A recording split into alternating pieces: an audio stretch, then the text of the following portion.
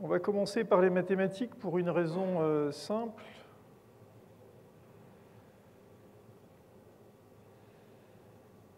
Qui est la suivante. Il existe en mathématiques un groupe de travail à l'initiative de l'IREM, l'Institut de recherche pour l'enseignement des mathématiques, un groupe de travail qui a justement mené tout au long de cette année scolaire un travail assez approfondi sur ces changements, un groupe composé de professeurs de lycée et d'université, et qui a produit un document et qui est sur le point de le diffuser. Donc il va faire, vous allez avoir ce document-là qui est assez détaillé, sur tous les changements qu'il y a pu avoir, y compris avec des exercices censés illustrer le niveau moyen d'un élève sortant du lycée. Donc pour ma présentation, je vais essayer de ne pas être redondant avec ça. Donc d'une part, je vais être un petit peu plus court que mes collègues, et puis d'autre part, je vais me contenter de brosser un portrait assez général qui puisse être intéressant, y compris si vous n'êtes pas et surtout si vous n'êtes pas un professeur de mathématiques.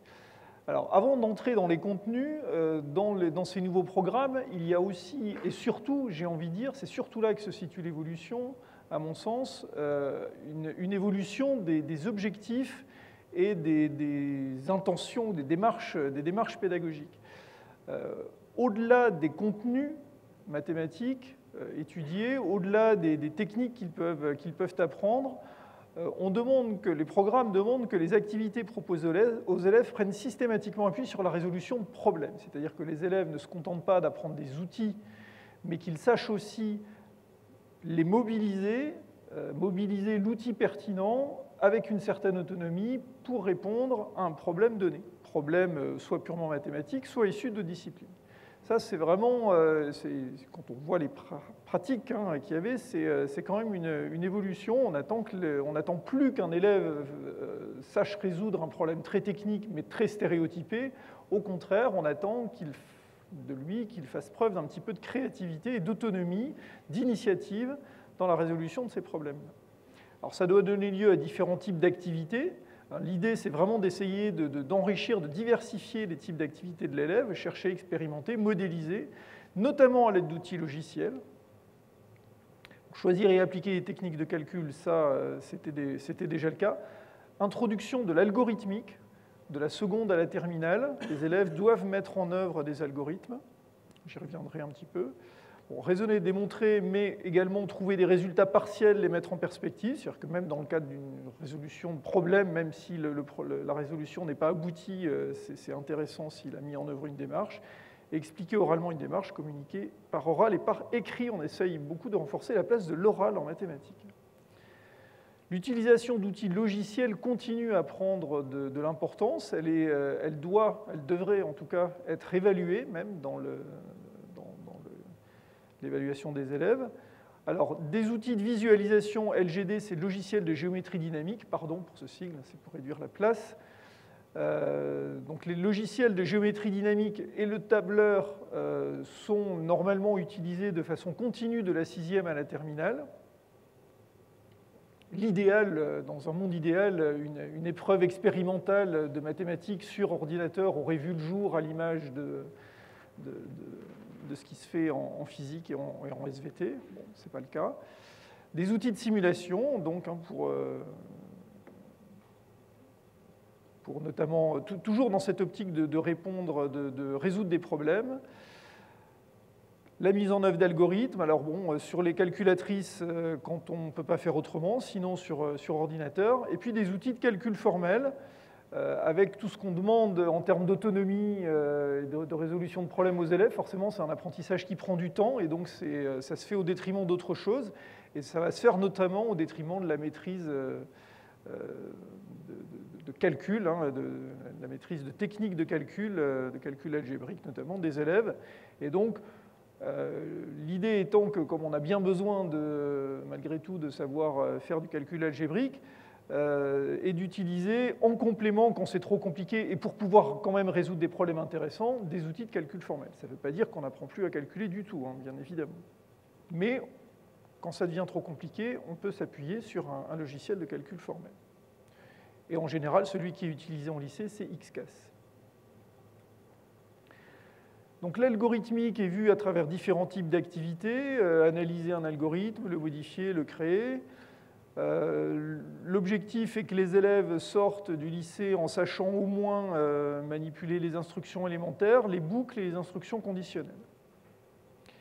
Et ils doivent programmer. Alors, le logiciel qui est utilisé pour, je ne sais pas si on peut appeler ça pour programmer, mais en tout cas pour faire tourner les algorithmes, c'est AlgoBox. Alors lui, c'est un logiciel qui permet de ne pas avoir à apprendre de syntaxe tout court. On entre un algorithme en langage naturel et puis ça tourne, c'est très intuitif.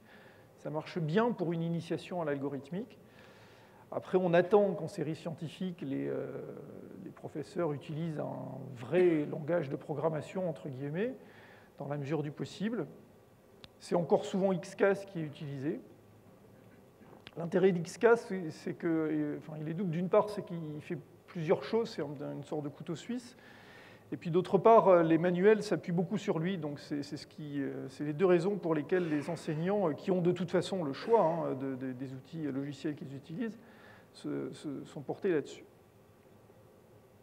JavaSchool, c'est plus pour les élèves en ISN, en informatique et sciences du numérique.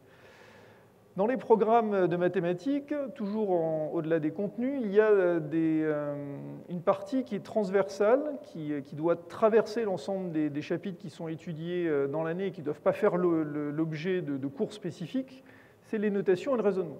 Tout comme l'algorithmique d'ailleurs, on ne fait pas de cours d'algorithmique à proprement parler, on doit mettre en œuvre des algorithmes en pratique tout au long de l'année sur les différents chapitres qu'on voit. Donc les notations sont les notations usuelles des ensembles. Les quantificateurs sont utilisés dans le cadre de l'apprentissage de la logique, mais les symboles, quel que soit il existe, ne sont pas exigibles. Et puis il y a un travail qui est mené sur la logique et le raisonnement, encore une fois sans aucun cours spécifique, surtout pas de logique formelle. Mais en revanche, les connecteurs logiques, y compris avec leur distinction des mots dans le langage courant. Alors, vous voyez des mots, proposition directe, réciproque, contraposée, négation, condition nécessaire et suffisante.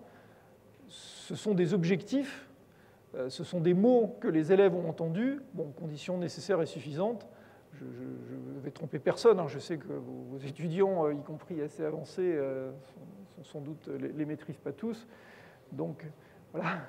Donc vous imaginez bien que je ne vais pas vous faire croire qu'un élève qui sort de lycée les maîtrise. Je dis juste que c'est au programme, voilà, on en entend parler, on en parle. Mais c'est évidemment des notions trop compliquées pour être réellement maîtrisées à la fin du lycée. Voilà. Les types de raisonnement,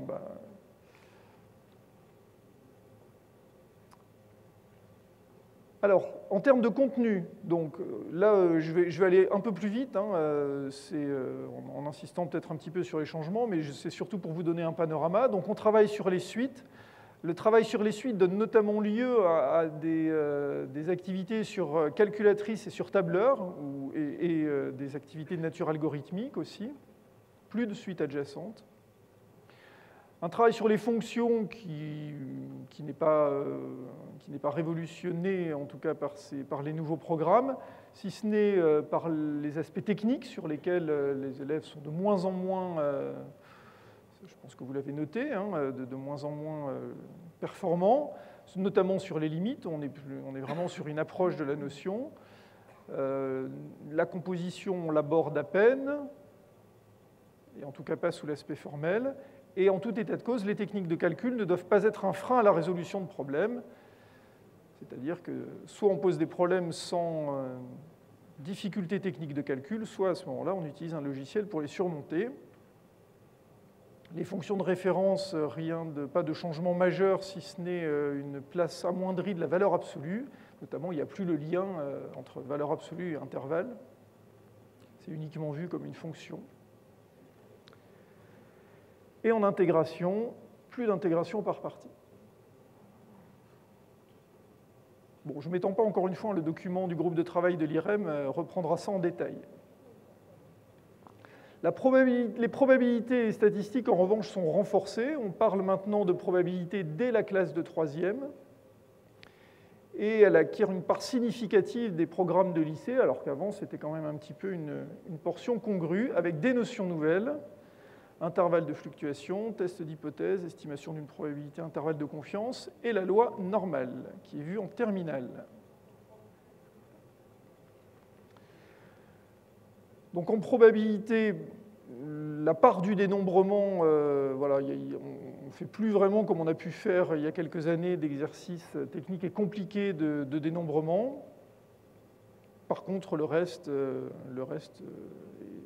est toujours d'actualité, hein, les variables aléatoires discrètes,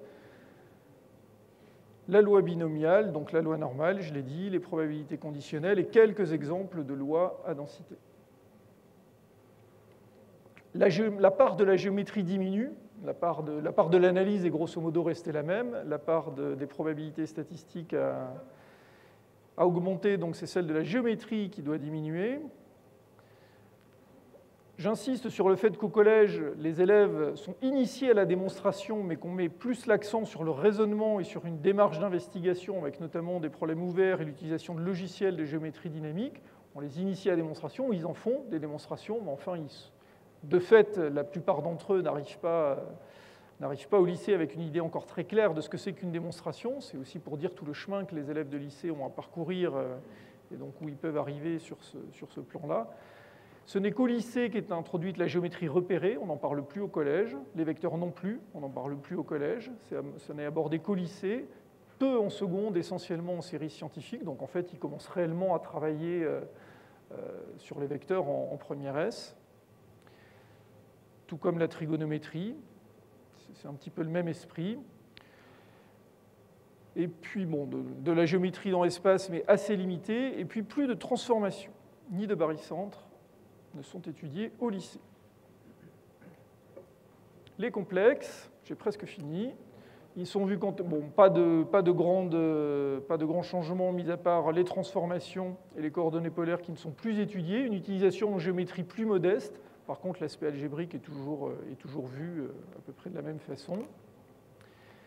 Et puis en enseignement de spécialité, alors une démarche un petit peu originale, on n'a plus un programme qui est décliné en termes de contenu, mais alors on a des contenus, mais c'est des notions qu'on doit introduire à partir de problèmes. C'est-à-dire qu'on a des problèmes conducteurs, c'est la démarche pédagogique qu'on demande d'avoir aux enseignants.